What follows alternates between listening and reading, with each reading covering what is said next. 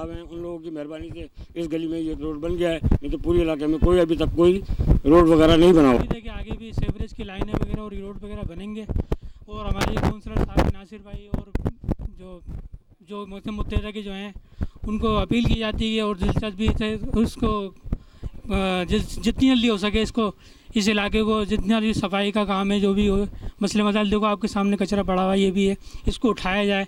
फिलहाल हमारे बच्चे छोटे छोटे बच्चे यहाँ पर मच्छर बहुत हैं, इसका भी कुछ देखा जाए, कुछ इंतज़ाम किया जाए। सेवरेज की लाइन है वो टूटी हुई है, शिकार हो रही हैं, उसको भी दूसरी लाइन दी जाए, बनाया जाए। बहरहाल ये कि हमारे जो काउंसलर साहब हैं नासिर भाई माशाल्लाह इन्होंने बहुत अच्छा काम किया है और आगे भी इनसे अच्छी उम्मीद है।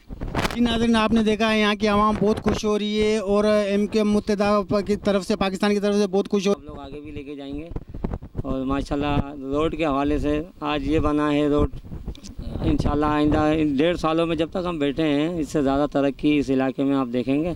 और भी आबादियाँ हैं, कच्ची आबादी, उनको भी हम बेहतर करेंगे इंशाल्लाह। और ये मेयर साहब हैं हमारे तैयब भाई, इनकी जानिब से ये रोड बना गया है और अपने जमील भाषानी साहब हैं और माशाल्लाह जो ना यहाँ की आवाम बड़ी खुश है।